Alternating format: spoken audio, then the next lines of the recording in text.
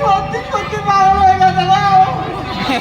বলো না, অমন করে বলো না, কানে শোন, কানে লাগে বড় কথা।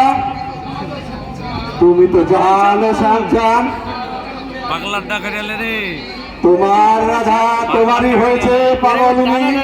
এক করে জুম করে দিয়ে দাও ভালো হবে। কাল থেকে আমার কার একেবারে চালামালা করে দিল। রাধা রাধা রাধা। আয়াতুল্লাহ তুমি তো আর শিবতলা গেলে না বাবা, গেলে বুঝতে পারতে কানো মিলে রাধার কোনো গতি নাই। মায়েরই বলছি বাবা, কি একটা না করলো, আমি তো চোখের জলই ধরে রাখতে পারছিলাম না।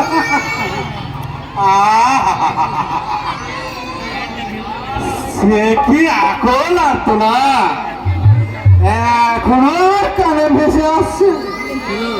কোথায় কোথায় তুমি মনে চলেছেন?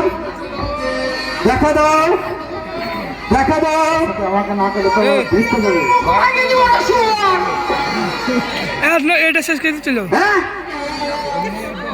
লালা ফাঁচ ফাঁচ করো না বাবা, দেখছো না আমি এখন রাধার একটা করছি। আরে তোর গলায় দড়ি জোটে না রে অত ভাগা। বুঝেছি, আমার একটা তোমার ভালো লাগছে না। আল্লাহ কি করে, আমি তো আর ওই জায়গার কচি টুকটুকাবো।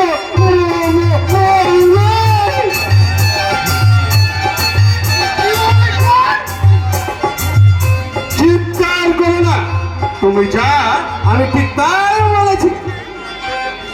ডুবে ডুবে আমাকে ভেবেছ, আর শিবের বাবাও টের পাবে না। তবে মার কাছে যে এখনো কথাটা আমি তুলিনি, এটাই তোমার পরম সৌভাগ্য বাবা। আজু আজু রে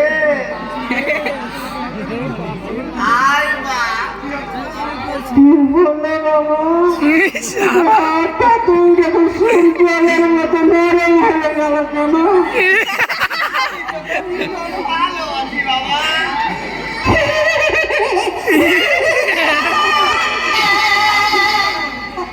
আসছিস কেন?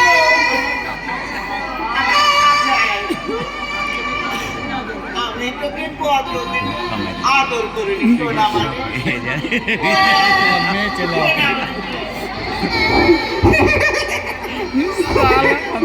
দেখো, তোমরা সবাই দেখো, আমার মামাকে আসল ভালোবাসাটা কোথায়?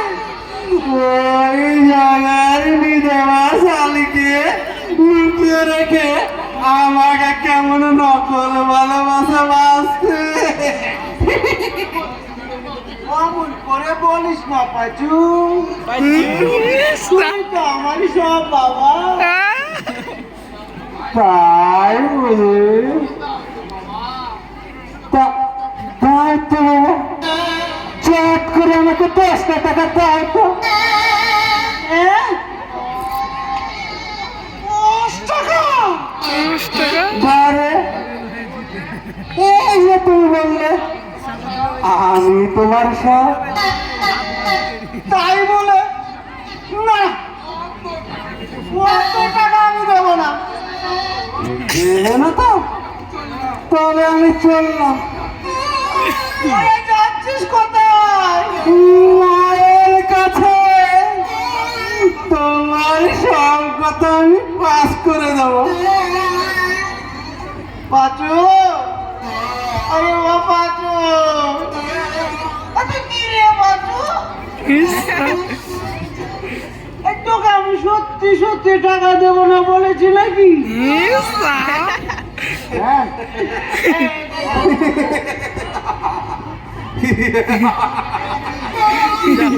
হাতে হচ্ছে না এই সালা এই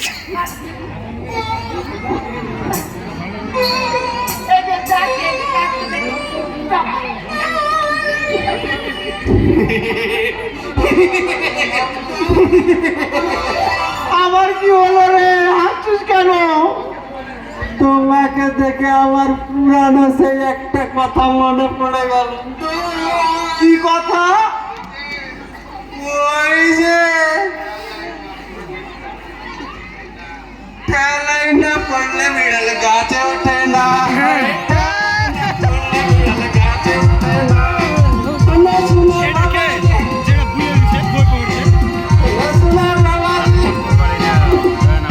ঠেলাই না পড়লে বিড়াল গাছে ওঠে না।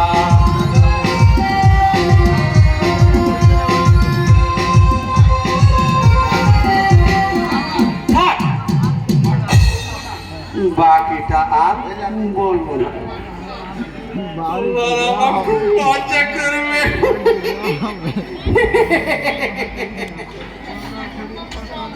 ওই তিনটে মনে যাই শান্তি পাই। 12 বছর হলো বিছানাতে পড়ে আছে, তবু কি বলার নাম আছে? আমারও তো একটু যৌবন আছে। চলবে চলবে ওই জগ আর বিধবা শালীর কি রূপ! বিধবা হলেও যৌবন একেবারে চলবে বলছে। উচিত শিক্ষা দেও, শুয়ারের বাচ্চাটাকে উচিত শিক্ষা দেও। কতগুলো ছোট লোকের হাত ধরে ভেঙেছে, সে আমার সঙ্গে পাঙ্গা নেবে? না, আমি থাকতে আর সে আশা পূর্ণ হবে না। এখানে আমার মুখের কথাই আইন, আর জেনে শুনেছে আইন ভঙ্গ করবে, আমি তাকে ফুটে পড়ে পিছিয়ে মারবো। কি হয়েছে বাবাজি, তুমি এত উত্তেজিত কেন? হ্যাঁ, এক কথা রাস্তার লোকের সামনে আমাকে চাওয়ার তাই অপমান করলো। সে কি কারে তো বড় মুখের পাটা, তোমাকে অপমান করে? চন্দন চৌধুরীকে চিনে? বিলক্ষণ ওই বাবার বকাটে ছেলে, দেখো বেটার বড্ড তেল হয়েছে। ভেঙে দেবো, আমি ওর তেল ভেঙে দেবো। গাইয়া হুটটাকে পুছে দেবো, নিজের হাতের কবজি চোর না বুঝে অন্য হাতে পাঙ্গা নিতে আসলে তার ভয়ঙ্কর পরিণতি। নিশ্চয়, তবেই তো তুমি পুরুষ সিংহ। ডায়লগ কেন হবে রে ভাই? বাবাজি, আমার নাকি সবার চরিত্র দোষ আছে। আমি নাকি গায়ের মেয়ে ঝিঝের টন্টিটকারি কাটি। আরো বিস্তার অভিযোগ তুলেছে আমার বিরুদ্ধে। আশ্চর্য, তুমি এত বড় অপমান হজম করে চুপ করে চলে এলে? আমি ইচ্ছে করলে আমার এইটা দিয়ে ওকে কুকুরের মতো মারতে পারতাম, কিন্তু না, ও কারণে থানা পুলিশের ঝামেলে গিয়ে লাভ নেই। তাই বলে না না, আমি তাকে এত সহজেই ছেড়ে দেবো না। তাকে এমন শিক্ষা দেব, তাকে নেতা সাথে জন্মের মতো শিক্ষা দিয়ে দেবো, ছেড়ে দেবো।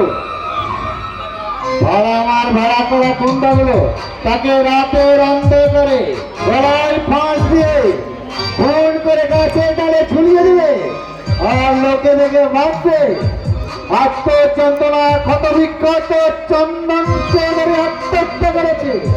আর আমি ভাববো আমার প্রতিশোধের অপমানের প্রতিশোধ নিয়েছি। বাবাজি, তুমি ভয় নেই, আমি যেমন আর শত্রুদের খতম তালিকায় নাও রাখি, তেমনি আমরা রঘুবাড়িতে মর্যাদা রাখি। সে তো বটেই। কথাটা কিন্তু মনে রাখবে,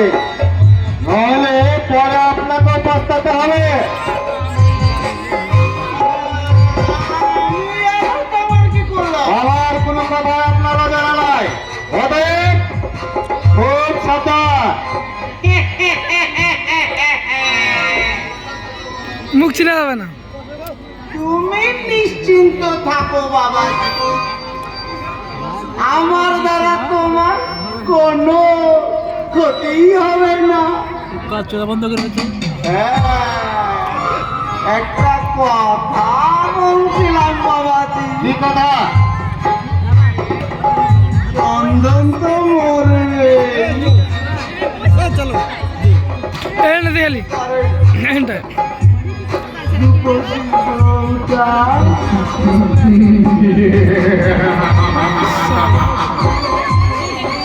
তাহলে আপনি তো দেখছি সব খবরই লাগে, তাহলে এটাও জানা উচিত আমি থাকতে চন্দনের বইয়ের যৌবন বিফলে যাবে না।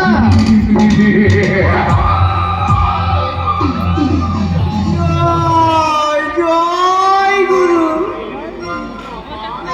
মেয়েদের প্রতি তোমার অপার করুণা।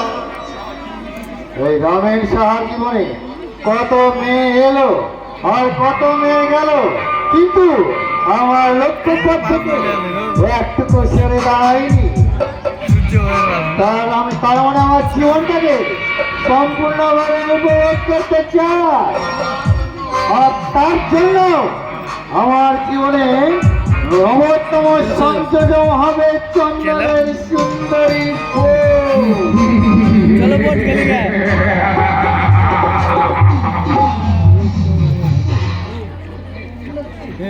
চলো